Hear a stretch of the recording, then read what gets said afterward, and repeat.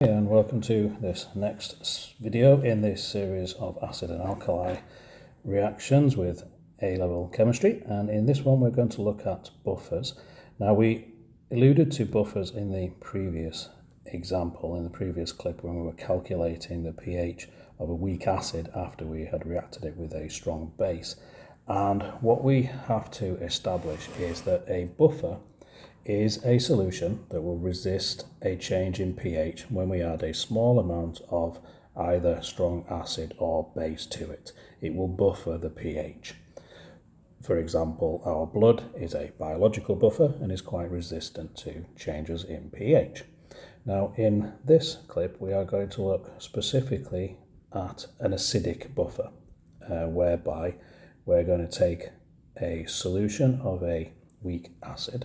We're going to take ethanoic acid, as we've done in many of the previous examples so far, and we know that this will set up an equilibrium between its conjugate base and the hydrogen ions, giving rise to the pH of the solution. And we have calculated those in previous examples.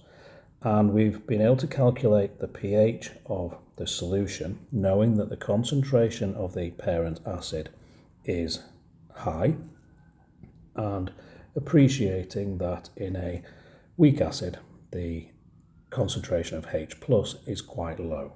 And we've linked those two things together via the Ka, the acid dissociation constant, and when we calculated the pH, we appreciated that the H+ ion concentration equals the concentration of the conjugate base, the salt aspect of that solution, and we have been able to do that to give us the H+ squared equation that we used in the earlier clips, whereby we calculated the pH of weak acids. But if we can manufacture a situation whereby the salt concentration is also high, this will give us rise to the equation that we saw briefly in the previous clip, where the hydrogen ion concentration is equal to the acid dissociation constant multiplied by the ratio of the acid concentration divided by the concentration of the salt. Once we have this equation, what we can then see is that the hydrogen ion concentration is equal to the product of the equilibrium constant, which is a constant, multiplied by the ratio of these two values together. And if these two values are large concentrations, then what we can make an assumption of is that as long as we are only reacting small amounts of either acid or base in a reaction, then this ratio of large concentration of acid divided by large concentration of salt is going to remain relatively constant. If that is the situation, then the value of the H+ ion concentration is also going to remain relatively constant, and subsequently the pH is not going to change. And so what we need to do is establish how this buffer solution works. So if we take a solution of ethanoic acid, what we would have to do to it is simply add sodium ethanoate to it. We would simply manually add a higher concentration of the salt to that solution. Because the salt is being added to it, that's going to artificially increase its concentration and make it much larger than the corresponding hydrogen ion concentration, and we'll be able to set up that buffer situation. This would give us rise to a high concentration, as we've said, of acid, but also a high concentration of the base part of that equation.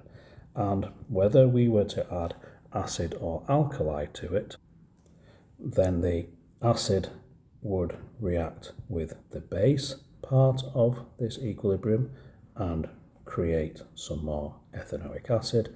The ethanoic acid part of the buffer solution will be able to react with a base and subsequently produce more of the salt plus some corresponding water. And these would obviously be able to be incorporated into the equilibrium, giving rise to this ratio of salt to acid concentrations remaining constant or relatively constant, giving rise to just small changes in pH. And in the next clip, we will look at ways of calculating the pH, which are very similar to the calculations we did in the previous clip. But what we now have is a buffer whereby we've created a mixture of a weak conjugate acid-base pair, and they work together by having, as we said, a large reserve of acid concentration to neutralize excess added base, and a large reserve of base which allows us to neutralize any added acid. It is important to know that the pH buffers only work with small additions of acid or base to them. They will maintain a relatively constant pH, but only when a small amount is added. If you add a lot to it, eventually you undergo pH titration curves, but in order to maintain buffer action, you can only add small amounts of acid or base, and it will allow either of these forward or reverse halves of the equilibrium to react, and therefore, as we say, keeping the acid to base ratio constant, and therefore the H plus and subsequently pH values relatively constant as well. So I'll see you in the next one when we look at some buffer calculations, and I'll see you there.